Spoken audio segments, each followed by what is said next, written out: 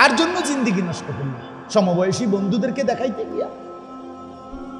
আরে সমান বয়সী তোমার লগের এই দুষ্ট পোলাফাইন্ডে দেখাইতে গিয়ে নষ্ট হয়ে গেলাম। একটা মেয়েকে দেখাইতে গিয়ে চরিত্র নষ্ট করে দিলাম, একটা মেয়েরে ভালোবাসতে গিয়ে জীবন শেষ করে দিলাম। আর পৃথিবীতে পুরুষ কোনো, বাকি পুরুষরা কোনো মহিলা পায় নাই, বিবাহ করে নাই, কথা বলেন না কেন? তো তুমি কি লেগে, কি এমন আশ্চর্য জিনিসের লেগে জিন্দিগিটা নষ্ট করে দিলা?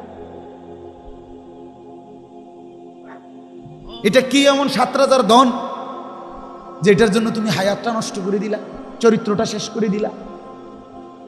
ছি ছি ছি ছি ছি। আরে বোকা কি এমন বোকা হয়? এটা তো এমনি আসতেছে, হালাল আসতেছে কিনা বলেন না কেন? কোরআনে আল্লাহ বলেন, আমি যাকে পুরুষ বানিয়েছি, আমি আল্লাহর ওয়াদা তার জন্য তার হালাল স্ত্রী আমি তার দেহের অংশ থেকে বানাইয়া রাখছি। আর কেমনে কইতো আল্লাহ? বাংলায় কইতো আর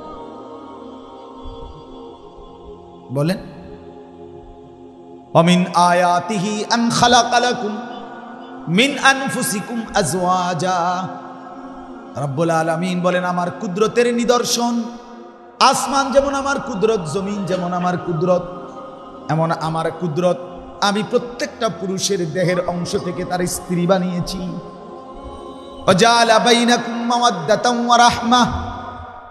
রব্বুল আলামিন বলেন, এবং আমি আল্লাহ যাকে স্বামী স্ত্রী হিসাবে বানিয়েছি, সেই স্বামী আর স্ত্রীর মধ্যে ভালোবাসা আর দয়া মায়া আমি আল্লাহ নিজে দিয়ে দিয়েছি।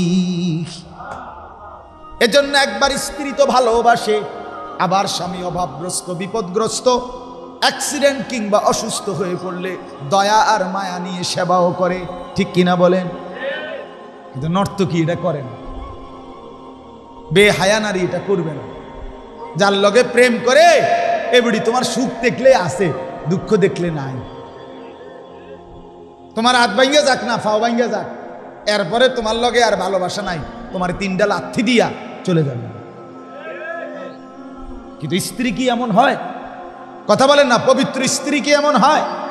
তো আমি 6 মাস আমার পাও ভাঙ্গা ছিল, আমি মোটরসাইকেল অ্যাক্সিডেন্ট করে 2021 সালে, না জানি 20 সালে, করোনার বছর 20 সালে পাও ভাঙ্গা লাইছিলাম, একদম পাও হাড্ডিটা ভাঙ্গে আর আলাদা হয়ে গেছে। 6 মাস বিছানায় ছিলাম, 6 মাস। প্রথম 3 মাস তো এক সুতা নড়তে পারি না। যেখানে আইনা হসপিটাল থেকে আইনা বয়াইছে আমার খাটে, যেই পাশে দিয়ে, এখানেই পেশাব পায়খানা, অজু, গোসল, নামাজ, খানা, খাদ্য, এই এক জায়গা, 1 ইঞ্চি নড়চড় করতে পারি নাই। এইভাবে ভাঙ্গা ছিল পাও।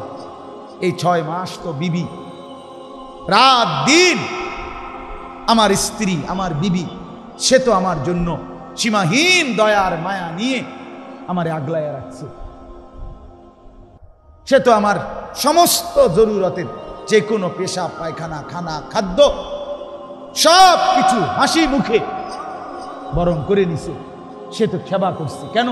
হালাল স্ত্রী হওয়ার কারণে, পবিত্র স্ত্রী হওয়ার কারণে, চরিত্রবান স্ত্রী হওয়ার কারণে।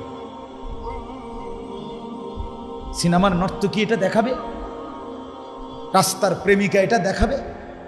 ছেলেদেরকে বুঝান, আপনাদের ছেলেদেরকে বুঝান না, ওরা নষ্ট করে দিচ্ছে নিজের জীবন ভিন নারীর কাছে। মোবাইলে যে নারীর ছবি দেখে, সে নারী নিজের টাকা রোজগার করে, তোমার রূপ দেখাইয়া সে টাকা রোজগার করে, তোমার টাকাও শেষ করে, তোমার শরীরের যৌবনও নষ্ট করে, তোমার শুধু খোয়ায় আর হেবড়ির শুধু লাভ হয়। আর তুমি আহাম্মক, তুমি তো আহাম্মক দেখা, বেওকুফ দেখা তুমি দেখো, তোমার জীবনও যায়, যৌবনও যায়, কিন্তু বেডির কি পয়সা কামায়। নাউজুবিল্লাহ, নাউজুবিল্লাহ। আল্লাহ আমাদেরকে বিবেক দান করেন, বুঝ দান করেন, ঈমান আমলের দৌলত দান করেন। আমার বাপ, আমি হয়তো একটু শক্ত বলে ফেলছি, বেশি খোলামেলা বলে ফেলছি, কিন্তু এরপরেও আমাদের দরকার, আমাদের ছেলেদের হালাত বদলানো দরকার। আমাদের ছেলেদের এমন হবে কেন? মুসলমানের ছেলে 24টা ঘন্টা মোবাইলের থেকে যেন চোখটাও তুলতেছে, হাঁট চাইতে চাইতে হাঁটে, মোবাইল চাইতে চাইতে হেঁটে হাঁটে, মোবাইল চাইতে চাইতে পেশাব করে, মোবাইল চাইতে চাইতে টয়লেট বাথরুমের মধ্যে আপনার জরুরত সারে, মোবাইল দেখতে দেখতে ভাত খায়। আর এটা কি অপদার্থ? এরকম অপদার্থ হয় কেন? এটা মানুষের বাচ্চা এত বেউকুফ হয় কেমন? জিন্দিগি পুরাটা বড় মোবাইলের হাতে দিয়ে দিলা,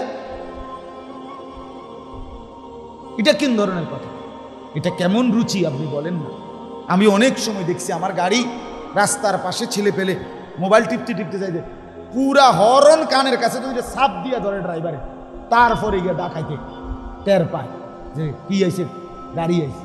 এর আগ পর্যন্ত এতটা নেশা মোবাইলের। বলেন মানুষ আমরা বুঝি এটা তো একটা জরুরত।